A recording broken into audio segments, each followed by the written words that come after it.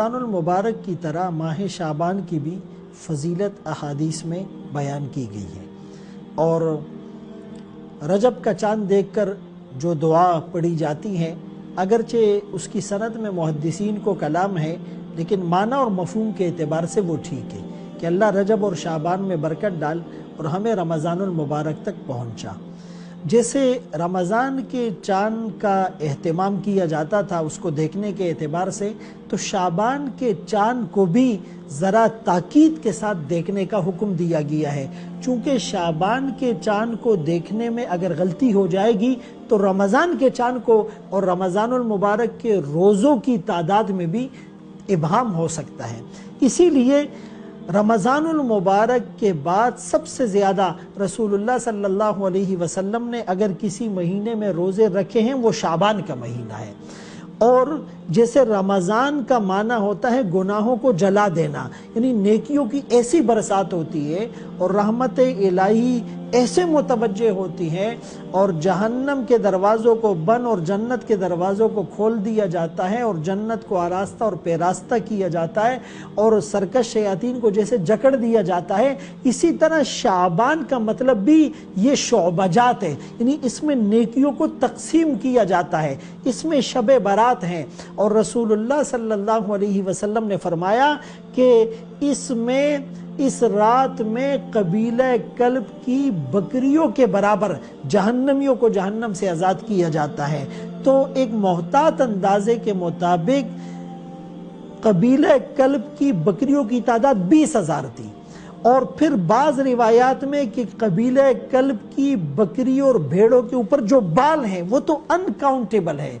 वो तो उसकी कोई लिमिट ही नहीं है। इतनी तादाद में जहन्नम से जहन्नमियों को आज़ाद किया जाता है। इसीलिए रसूलुल्लाह सल्लल्लाहु अलैहि वसल्लम ने शाबान के महीने में ज़्यादा रोज़े रखे हैं और फरमाया कि इस महीने में वो जो रात आती है, किसने पैदा होना है, किसने दुनिया से चले जाना है, किसको कितना रिज़्क दिया जाएगा, इवन के आमाल भी बारगाह इलाही में पेश होते हैं। तो शाबान के महीने को भी एक प्लानिंग के साथ गुजारा जाए और ये एक प्रिपरेशन का महीना है कि रमज़ान के रोज़ों के लिए तैयारी हो जाए और अपने शेड्यूल को बजाय बढ़ाने के कम कर दिया जाए।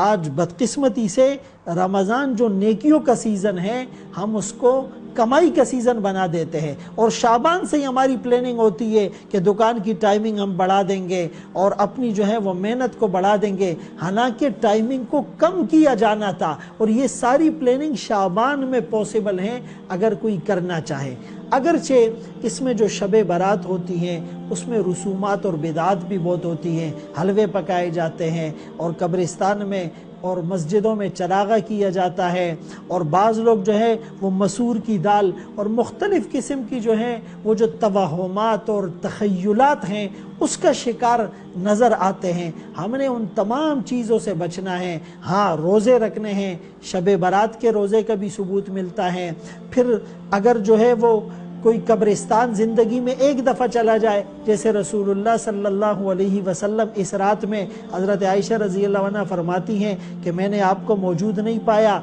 तो मैं फ़िक्रमंद हो गई। तो आप जन्नतुल बकी में थे और अपनी उम्मत के लिए बख्शिश और इस्तिग़फ़ार और दुआएं मांग रहे थे। लेकिन ज़ाहिर है आजकल कब्रिस्तानों में इन रातों में चरागा और मेला और इतनी रश और इज़्दिहाम और भीड़ होती है कि वो जो कॉन्सेप्ट हैं आखिरत को याद करने का, मौत को याद करने का और यकसुई और इस्तेहज़ार का वो मौका तो नहीं मिलता। तो बहरहाल शाबान का महीना भी चूँकि करीब आ रहा है रमज़ान, और जब बहुत बड़ा कोई ख़ास VIP मेहमान, हाई प्रोफाइल लोग जब उनके आने के दिन और शेड्यूल करीब आ रहा हो तो फ़िक्र बढ़ जाती है और जज्बा भी और दाइया भी पैदा होता है कि भाई जल्द से जल्द इस मेहमान से मुलाकात हो जाए और ये बाबरकत घड़ियाँ रमज़ान की हमें नसीब हो जाए और तरावी का हम जो है वो मज़ा ले लें और सहरी और इफ्तार की वो जो नूरानियत है वो हमें नसीब हो जाए।